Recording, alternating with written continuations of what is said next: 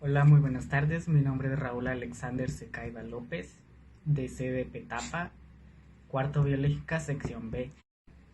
Ok, el día de hoy vamos a hablar sobre lo que son las fracturas. Y como primer punto vamos a ver lo que es una fractura oblicua. La fractura oblicua es una rotura de hueso en forma inclinada. Son causadas por traumatismos directos con un gran impacto entre el hueso o indirectos, que es mediante un mecanismo de flexión del hueso. El no desplazamiento de la fractura significa que los extremos fracturados son o están separados uno del otro.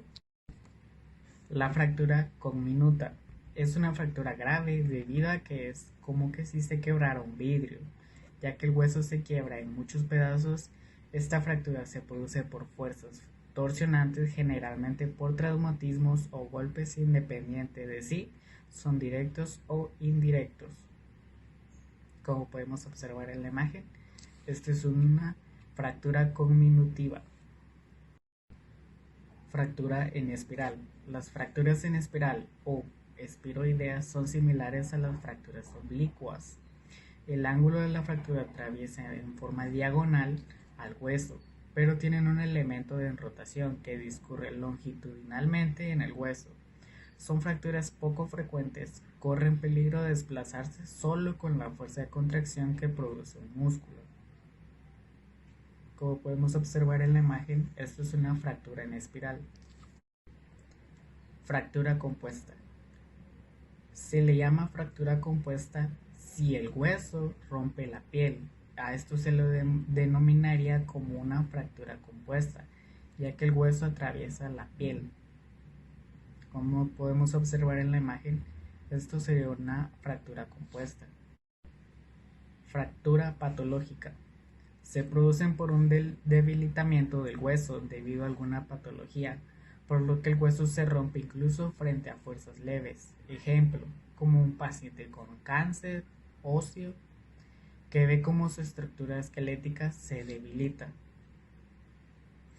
Esto sería una fractura patológica que está ya con clavos y una placa.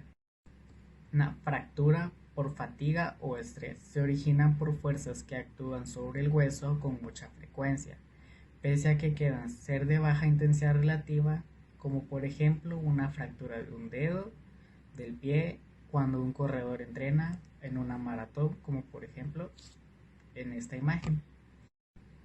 Fractura de alta energía se producen ante la aplicación de una fuerza intensa y generalmente momentánea. Suelen provocar una gran fragmentación en el hueso y pueden tener afectación grave en las partes blandas que lo recubren, como por ejemplo esta se da más en los accidentes de tráfico. Esto sería una fractura de alta energía. Fractura de baja energía. Se producen ante caídas casuales o gestos inadecuados o repetitivos. Normalmente acontecen en personas de edad avanzada o mala calidad ósea. Ejemplo, fractura de cadera por osteoporosis. Esto sería una fractura de baja energía. Fractura cerrada. Esto se refiere a que no existe una comunicación entre el hueso y el exterior del cuerpo, como por ejemplo en esto.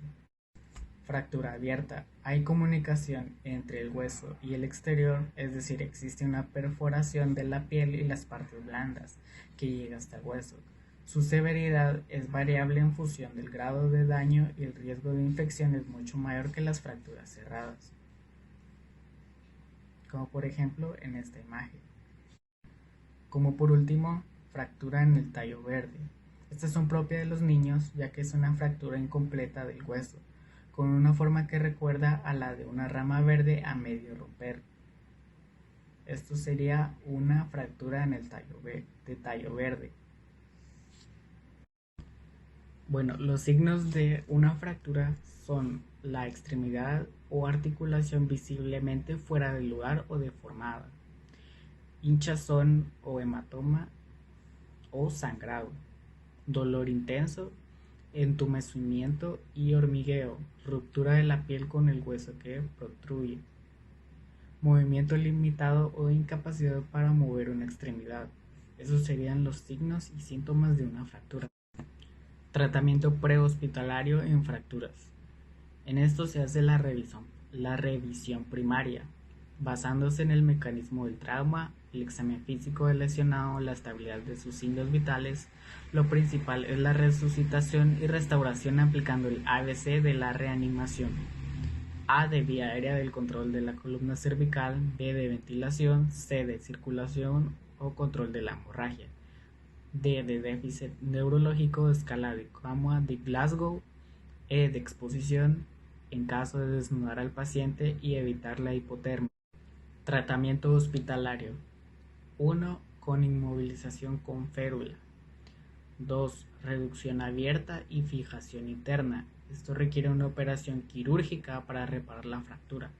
Con frecuencia se utilizan varillas de metal, tornillos o placas para reparar el hueso, los cuales se mantienen fijos debajo de la piel después de la cirugía. Este procedimiento se recomienda en los casos de fracturas complicadas que no se pueden realinear, o sea, reducir con una férula, o cuando el uso prolongado de una férula no es recomendable. Reducción abierta y fijación externa. Esto requiere una operación quirúrgica para reparar la fractura y la colocación de un aparato para fijación externa del miembro fracturado. Este aparato es un marco externo que sostiene el hueso y lo mantiene en la posición correcta mientras se consolida. Por lo general, esta técnica se aplica a las fracturas complejas que no pueden repararse por medio de la reducción abierta y la fijación interna.